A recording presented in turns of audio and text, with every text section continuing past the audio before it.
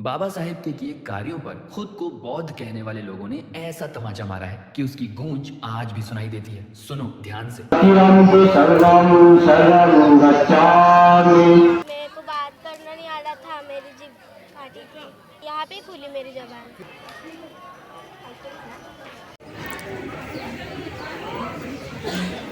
1956 में दीक्षा भूमि से डॉक्टर बाबा साहेब आम्बेडकर ने कर्मकांड, अंधविश्वास और मानसिक गुलामी से बाहर निकलने की घोषणा की थी। लेकिन आज टाकलघाट विक्टू बाबा देवस्थान में ऐसी घटनाएं दिखाई देती हैं जहां त्रिशरण पंचशील बोलते ही लोगों में भूत आने की बात कही जाती है। लोग अनियंत्रित व्यवहार करने लगते हैं और समस्याओं का समाधान अनुष्ठानों से जोड़ा जाता है। सवाल आस्था का नहीं है, सवाल वैचारिक विरोधाभास का है। नमो बुद्धाय, जय भीम दोस्तों। आज बात करेंगे एक ऐसे विरोधाभास की जो सालों से हम सबके सामने है, लेकिन हम उसे देखने से बचते हैं। नागपुर शहर से लगभग 25 किलोमीटर दूर टाकलघाट विक्टू बाबा देवस्थान, जो बेड़ी वाले बाबा के नाम से भी मशहूर है, जहां लोग अपनी समस्याओं का समाधान मिलने की उम्मीद से जाते हैं। यहाँ लोग मानते हैं कि किसी अनुष्ठान, मन्नत या विशेष विधि से कष्ट दूर हो सकते हैं। मेरे को बात करना नहीं आ रहा था, मेरी जीभ काटी थी। किसने काटी थी? पता नहीं, नाम नहीं पता।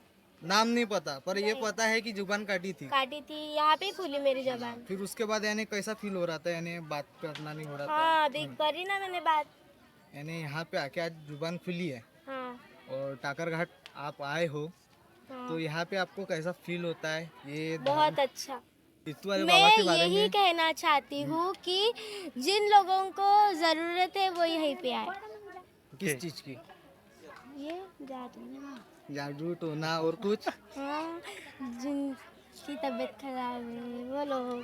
जिनका स्वास्थ्य बराबर है नहीं, आप यहाँ पे आके इसी तरह अखंड फुलवात जैसी परंपराएं भी चलती हैं, जहां 1.25 महीने तक दीप जलाया जाता है और यह विश्वास किया जाता है कि इससे मनोकामनाएं पूरी होंगी, घर में शांति आएगी या कष्ट दूर होंगे। यह प्रक्रिया अक्सर एक व्यक्तिगत अनुभव से शुरू होती है। किसी ने दीप जलाया और संयोगवश उसकी समस्या हल हो गई। फिर वह अनुभव कहानी बनता है, कहानी विश्वास बनती है, विश्वास भीड़ में बदल जाता है और भीड़ परंपरा बन जाती है। लेकिन बुद्ध ने कारण और परिणाम का नियम सिखाया था। भाग्य लौ से नहीं, कर्म से बदलता है। गौतम बुद्ध ने कभी चमत्कार का रास्ता नहीं दिखाया। उन्होंने कहा अत्त दीपो भव, स्वयं अपना दीपक बनो। उन्होंने सिखाया कि किसी बात को केवल इसलिए मत मानो कि वह परंपरा है, कि वह ग्रंथ में लिखी है या कि कोई गुरु कह रहा है। पहले उसे परखो, समझो और तर्क की कसौटी पर जांचो। बुद्ध का धम्म प्रज्ञा शील और समाधि पर आधारित है, यानी ज्ञान, नैतिकता और मानसिक संतुलन। जहाँ उन्माद है, जहाँ व्यक्ति अपना नियंत्रण खो देता है, जहाँ पंचशील के उच्चारण पर लोग असामान्य व्यवहार करने लगते हैं, वहाँ हमें रुककर सोचना चाहिए। डॉक्टर बाबा साहेब आम्बेडकर ने 14 अक्टूबर 1956 को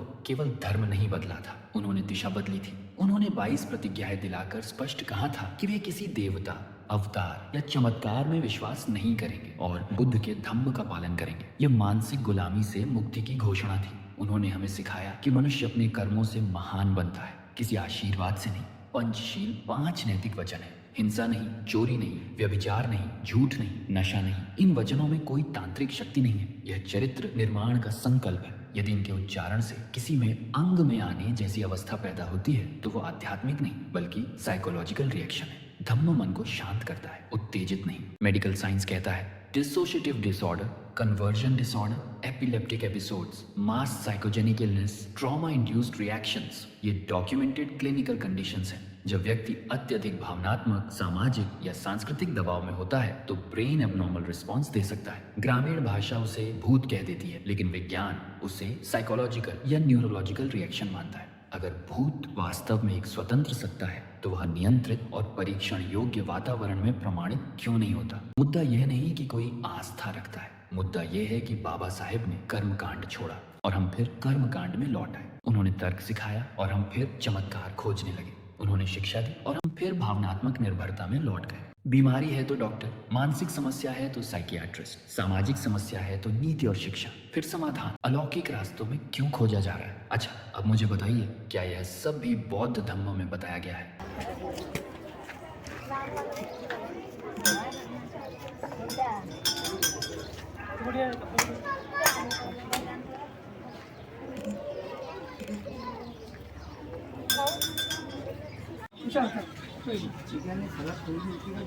और अगर आपको यह सब अतिशयोक्ति या झूठ लगता है तो किसी से सुनने की जरूरत नहीं है, स्वयं जाकर देखिए। किसी पूर्णिमा के दिन देखिए कि भीड़ कहाँ अधिक है। क्या लोग अधिक संख्या में दीक्षा भूमि पर दिखाई देते हैं या टाकल घाट में? यह सवाल आरोप का नहीं, वास्तविकता की जांच का है। और एक कड़वा सच यह भी है कि जब कोई इस प्रवृत्ति पर सवाल उठाता है तो समाज अक्सर उसी व्यक्ति पर प्रश्न चिन्ह लगा देता है। मुद्दे पर चर्चा कम होती है, सवाल उठाने वाले की नियत पर ज्यादा। लेकिन विचार से डरना आम्बेडकरवादी परंपरा नहीं है। विचार से संवाद करना ही उसकी पहचान है। बाबा साहेब ने सामाजिक पिंजरा तोड़ा, लेकिन मानसिक पिंजरा आज भी कई जगह मौजूद है। डर का, असुरक्षा का, चमत्कार की उम्मीद का। अगर हम सच में आम्बेडकरवादी हैं तो हमें साहस दिखाना होगा। वीडियो शेयर करें या न करें यह आपका निर्णय है, लेकिन अगर आप सच में बाबा साहेब के विचारों पर चलते हैं तो कम से कम अपने घर से शुरुआत कीजिए। अपने परिवार में विचार की ज्योति जलाइए। नमो बुद्धाय, जय भीम।